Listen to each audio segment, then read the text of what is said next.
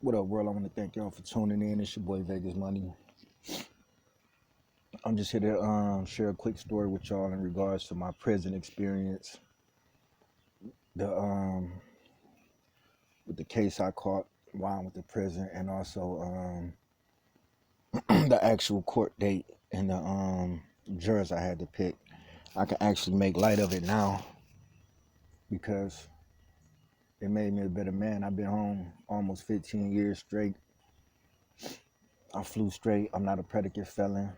I'm not no jail nigga in and out of jail. Um, I can say I'm one of the ones that learned my lesson. I know a lot of people go to jail and waste time doing time. And I just refuse to be a part of the recidivism rate. And if you don't know what recidivism is, go look it up. Um, I actually went to jail on a Sunday night. I was actually supposed to get off probation that Monday morning. I went to jail Sunday night for robbery and assault after leaving the club / bar, whatever you want to call it shit. It was a hood bar. Nothing but gangsters, goons, and all type of motherfuckers went to this bar. It's not open no more. It's called the Hook. Too many people got shot and killed outside the motherfucker. They shut it down. But I'm leaving the Hook. And if you familiar with Cleveland or any city, after we left the spot, everybody normally go and congregate at the gas station. You know, people go get gas, get their shells for their weed. Niggas be out there shooting dice, blasting their music, just hanging out. Basically an after hour spot. So I go to the after hours. I go to the gas station. You know, it's about 30, 40 of my niggas out there. We kicking, having a good time. Some females pull up. And at the time, mind you, I'm drunk. At the time, I'm smoking weed. I'm high. I probably was popping ecstasy pills at that time. I'm high out my mind. And some females pulling the gas station. At the time, I thought they were some decent females. But obviously, my motherfucking perception was all off when I seen them in court. But I'll get to that. I'm talking to the passenger. Matter of fact, she was the most decent one in the car. I'm talking to the passenger. Another nigga talking to the driver. Before I know it, the nigga snatch her purse and take off running through this field. So I'm like, damn, what the fuck? Didn't know the shit was about to happen. Didn't know none of that shit. Like, so the girl that was driving, she take off chasing the nigga in her car. And he running through the field. She riding through the field trying to hit him and shit. So she ended up crashing into a fence, like a wired fence. And the passenger get out the car and she called me. She asked me, can I help her girl get her car from being stuck in the fence? So, you know, I'm like, yeah, I ain't got nothing to do with shit. I ain't no dude about to do this shit. So I'm like, yeah. So by the time I get over there, she already then reversed out of the gate and shit.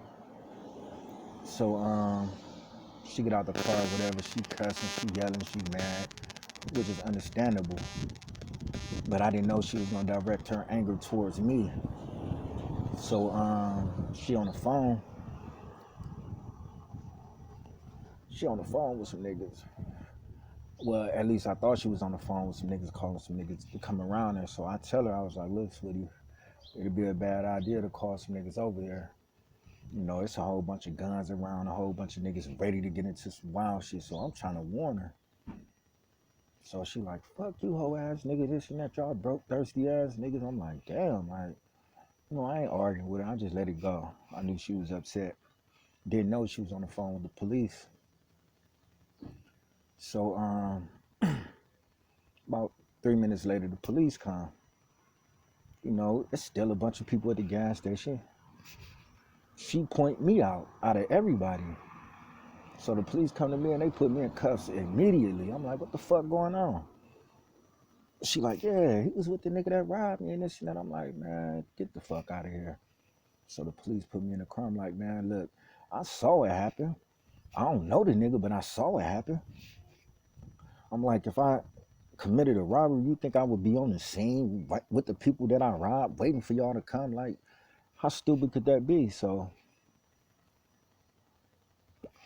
he like, I understand, but that's what she's saying, and it's up for the state to charge you.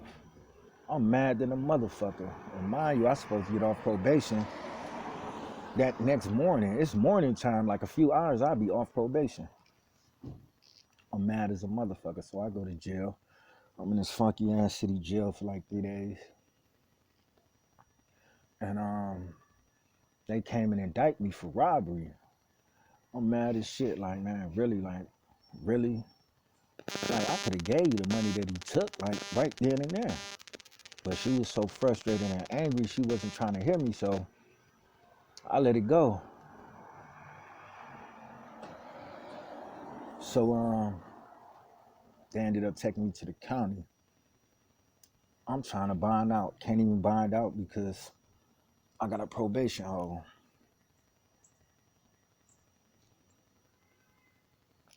Now I'm really mad.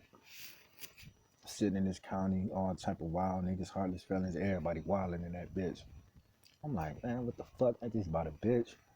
So all the time, all together, I did like 8 to 9 months in the county.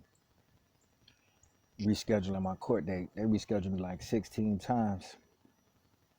And if you know anything about bullpen therapy, that should make you cop out.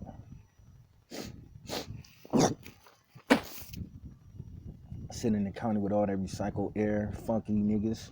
Niggas ain't shine, feet stink, all type of crazy shit. Wild and yelling all night and shit. This shit just crazy, so I'm stuck now. And mind you, I'm spending my money. All my money, I'm spending my money. $50 a week at the time. Now I think you can go like $80 a week. So I'm going $50 every week, spending my money, going broke. Don't have no money for a lawyer for real. I wasn't balling. I ain't have it like that. So I ended up getting a public defender. So I'm in there for like 2 months. So he finally come see me. And he said that the prosecutor is offering you 10 years. I'm like, 10 motherfucking, man, if you don't get the fuck on it, I'm automatically thinking they trying to railroad me. Like, 10 years, nigga, you gotta be crazy. Like, I'm not taking no fucking 10 years. I ain't even do this shit. Mind you, my family looking at me crazy, thinking I'm stupid, thinking I'm dumb because I'm not telling on the nigga that did the shit. So they basically turned their back on me thinking I'm a fool. They don't understand street rules, street code and all of that. So they like, nigga, you dumb. So I'm like, all right, I'm gonna have to deal with it. However it come, I'm gonna have to deal with it. So I said a few months after that,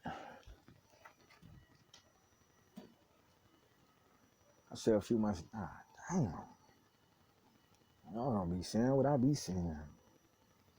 So a few months after that, my my public defender came and seen me again, and he was like, look, I tried to get it reduced. They offering you 3 years. I'm like, damn, like 7 years is a lot of time. Took him off 10, but I'm not about to do no motherfucking 3 years for some shit that I didn't do. So he like, I said, no, man, we're going to trial. It was like, this the last offer. Either you take it or you go to trial. But you know, if you go to trial and you basically blow trial, they're going to max you out. So at the time, 3 years sounded better than 10. So I'm like, fuck that. So it was like, I'm gonna give you some time to think about it. So at the time, I'm not gonna lie to y'all, like, I'm not no big Bible thumper, I'm not no big Bible reader, I'm not no pastor, no preacher, I'm not in no African science, I'm not into no Muhammad and the Quran, and I know, well, I'm not gonna tell y'all what I am, but I'm not no, that don't matter. But at the time I'm reading the Bible, just so y'all won't be wondering, subscribe more to Hebrew Israelites. But at the time, I'm reading the Bible, and everything that I kept reading kept coming back to like having faith. And I forgot what book it was in the Bible. It was just basically saying how they was in the furnace or in a fire or something, and they didn't burn up because God was in there with them. And it kind of resonated with me because every time I read the Bible, it just was, I kept opening scriptures up to having faith. So my public defender, he come back and see me, say, "What you gonna do?" I said, "Look, man, I ain't do this shit. Like, we going to trial." So he said, "What you want to do? You want to have a judge, or you want to pick a jury?" I say, "Look, man, we're gonna pick 12, man. I don't trust this judge." And he was like, "Okay, well, we're gonna set the trial date for you to pick your jury and shit." So the day come up for me to pick the jury and shit, and the shit was so crazy because if you ever been in trial and you pick your jury, your jurors, they gotta tell you their name and their profession. So one of the jurors was a detective, and instantly I was like, "Fuck no, man! Like, this nigga is not about to railroad me. We getting him the fuck out of there." Like, it's 16. It's 16 initially, but you pick 12. So I'm like, "Fuck no." My P Diddy, he like, "We gotta get him the fuck out of here." That's exactly what he said to me when he linked over. I was like, "Yeah, man, I don't trust this motherfucking detective." So everybody else was saying their professions and shit, regular average working people and shit. And then another juror, she was like, "Well, I'm a world-renowned psychic. I wrote this amount of books. I traveled the world. I've been on this talk show and this and that." I'm like, "What the fuck?" I'm like, "Damn." I'm like, "A fucking psychic?"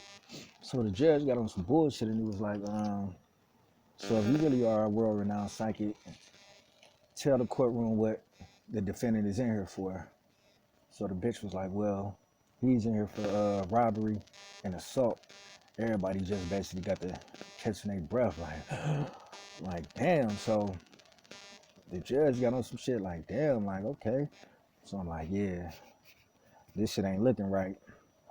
So I tell my P Diddy, I'm like, "Man, we gotta get her the fuck out of here. She ain't about to sway the jury and shit." So he like, "Yeah, we gotta get rid of this bitch." His exact words. Young, clean cut white dude. So we ended up picking the jurors and shit. So they set the trial date. So we got the trial date set. They keep rescheduling. They keep rescheduling. They keep rescheduling. Like I said, if you know about bullpen therapy, they feed you some bullshit. We call them cop out sandwiches, because them sandwiches will make you cop out for 20 motherfucking years. It's like a piece of sweat meat. The meat just sweat for no reason, like some type of mystery meat. So I'm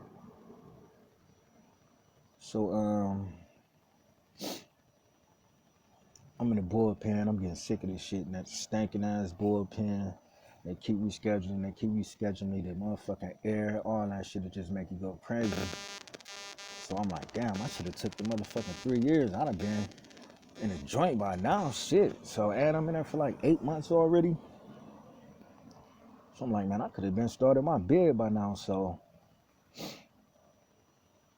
the trial day finally come. Finally get me in the courtroom. I look on one side of the courtroom, it's packed with the witnesses, family and friends and shit.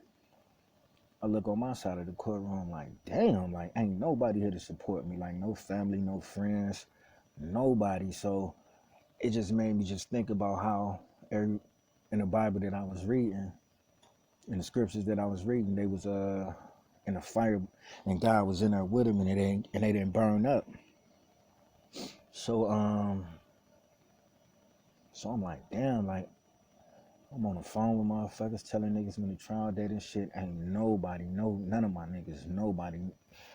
When I say I was by myself, I was by myself. And People look at that. They look at you like, oh damn, he ain't got no family, no friends, no support. So they quick to judge you on that type of shit. Like, okay, you might be a piece of shit. Like if don't nobody fuck with you, like you probably did it. Like you ain't got no family, no friends. So the judges and the white people look at shit like that. So I'm like, damn, like I ain't got no motherfucking support. But I'm gonna tell y'all something. Like if you're going through something like, especially something like that, even if you don't have no support, I had I had said a certain prayer and I just asked God to be my judge, my lawyer, and my prosecutor. So whatever He see fit, that's gonna be my fate.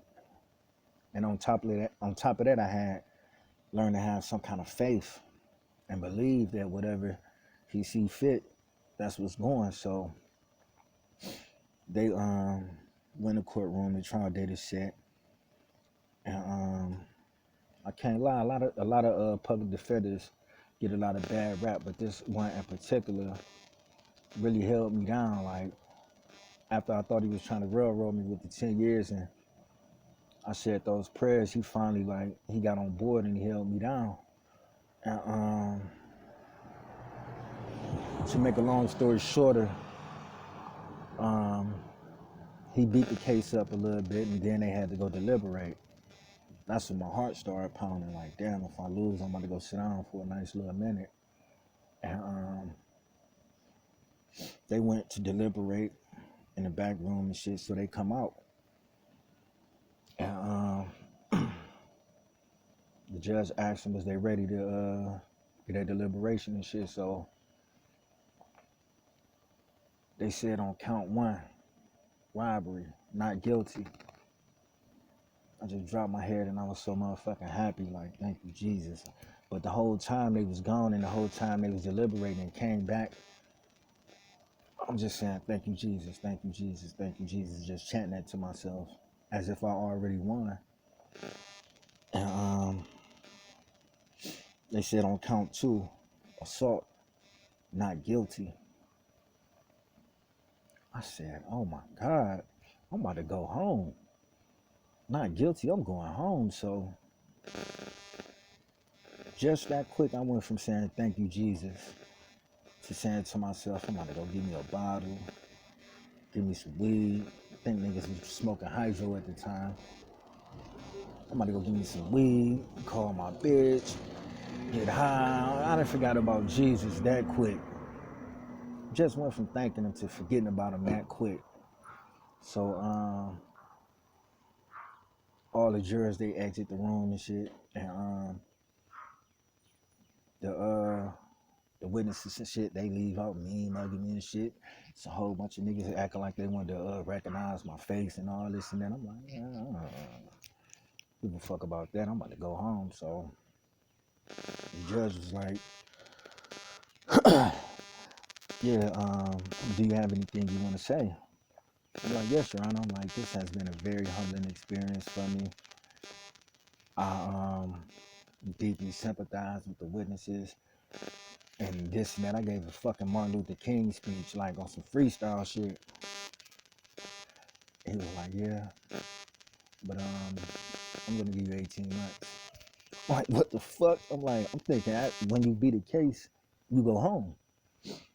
Like, I just beat the case. How the fuck I'm about to go to jail? Like, how the fuck I'm going to prison? So I should have known, because the pod was like a fucked up pod. Everybody that was on the pod that I was on was going to prison. Everybody, like nobody went home on this pod. But I didn't realize it until I came back. Like, damn, like all my niggas going to the joint.